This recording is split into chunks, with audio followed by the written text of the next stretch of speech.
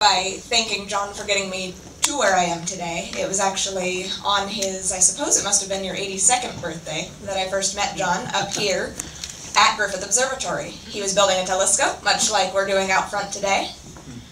I built a telescope, and I came up here for 10 years on the front lawn at star parties. They finally cut me a paycheck so that I'd go home.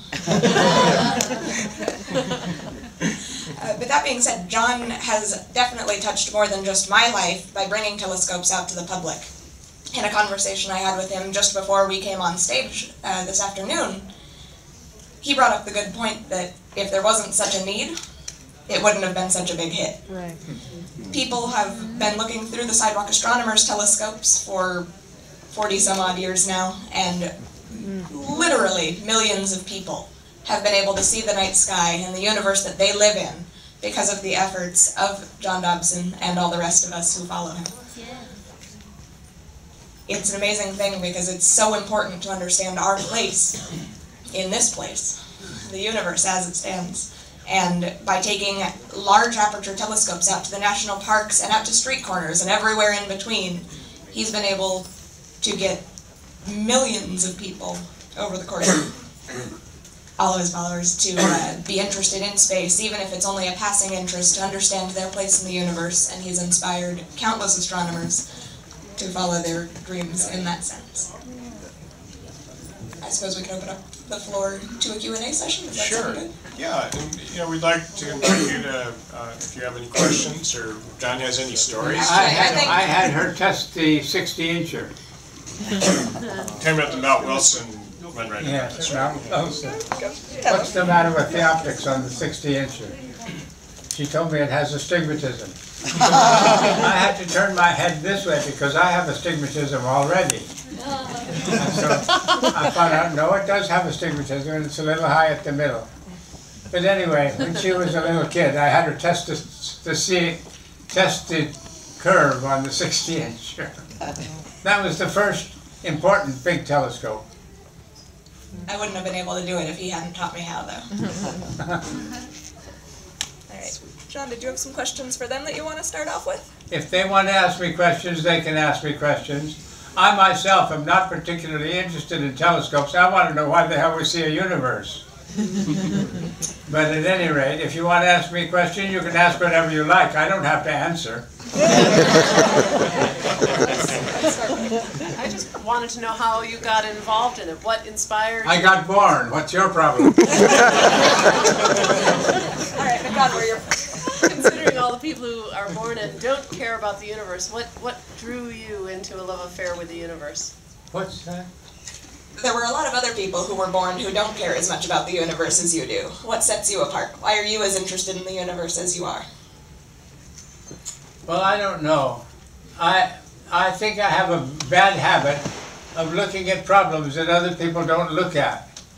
Like, why does the cat eat a little bit at a time? And if a dog finds the cat bowl, he cleans it up. Well, there's a reason for this. Cats are descended from mouse eaters. They get a little bit at a time. Dogs are descended from wolves. They eat a deer once on a Wednesday. And if you don't eat all you can hold, you may not make it till next Wednesday. Well, anyway. I have to worry about why we see a universe at all. But you don't have to ask me about that. That would take another day or two. Yeah, I'm curious to know what sparked your interest. Like, what made you like want to explore the universe? Like, what did you get into it? Can you translate all that? I can't hear him. John, the people want to know. What sparked your interest? Why? What sparked your interest? What? I think just getting born in China sparked my interest. Can you tell us a little bit about what your early life in China was like? Well, more people know what China is like than people who know what the United States is like.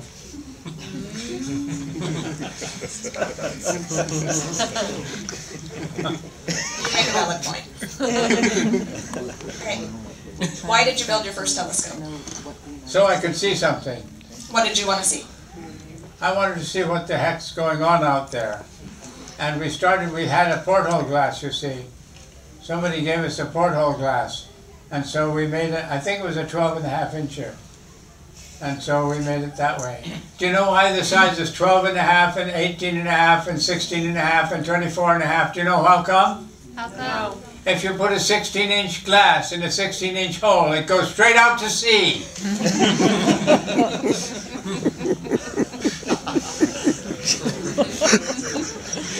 And what became of your first telescope? What happened to the 12.5 incher I that you think built? one of the first telescopes that we made is in the bay. How to get there? Well, somebody didn't like it and threw it in the bay. I suppose that's how that works. John, why are you allergic to the Big Bang model? Because it's so bad. Can you tell us more about It's not my fault. what's the difference between your model and that model? Well, everything. But I'll give you the observational evidence on my model as opposed to the Big Bang model. Okay. The Hubble telescope reports that there is more than enough hydrogen in the intergalactic voids to make all the known galaxies. Now, there's no way that the Big Bang model could have enough hydrogen left over to do it all over again. But I have the stuff recycling from the border. And I think the evidence that it's recycling from the border is that there's more than enough hydrogen lying around loose to make all the galaxies we know about. Do we have any more questions? Yes. So John, how do you see the universe? I just look around. Yes. John, tell us the story about the time when you were out showing people how to look through the telescopes and what they could see, and other people would walk by and they thought that you were holding onto a cannon or something. Did you hear the They question? thought it was a weapon. 20 years ago I could have heard what you said, but not anymore. I will summarize as best as I can. Go ahead. There is a story floating about that you were one time showing people things through the telescope, but somebody mistook it for a cannon. Oh yes. We had one time we had a 6-incher on the sidewalk in San Francisco on Haight Street actually. And the cops came and shook everybody down. And I said, what's the matter? He says, there's a report of a gun on this corner. Well, it was a 6-incher. It would have taken out a city block. Are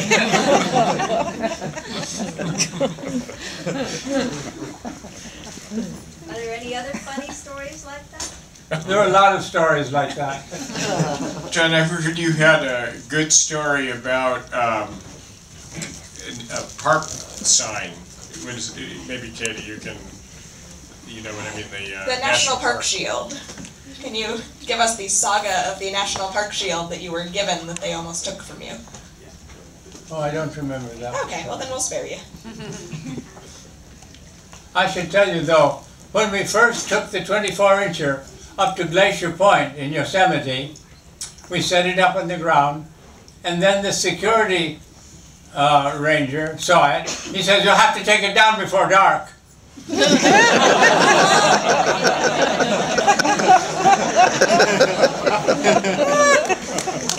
However, my friend was smart. He takes the ranger over there where we can make a phone call down to the rangers on the floor of the valley. We are staying. But that 24-incher has spent more than 100 nights at Glacier Point in Yosemite. That's 7,000 feet. And there are a lot of people that have looked through it up there. And I've been told by 4 professional astronomers they never had a better show through any telescope than through that 24-incher. It has a nice tall ladder, and the ladder has outriggers.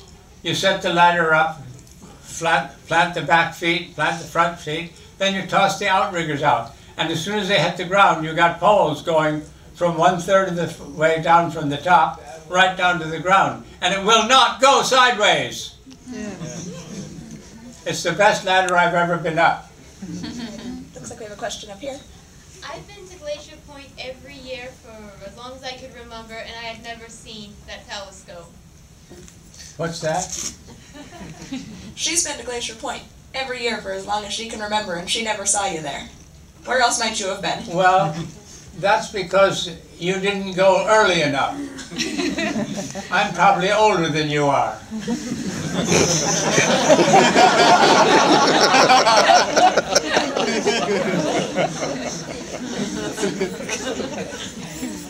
Why do you do this, John? Why do you do this? Well, because everybody else needs to look through the telescopes. I didn't do that part. But if you want to see if you want to see what the universe looks like, our eyes are not good enough to do that by themselves. So we need optical help, and it's called telescopes. And so the sidewalk astronomers simply help other people look through telescopes. We've already looked through telescopes ourselves, but we go out of our way to make it possible for other people to look through telescopes also.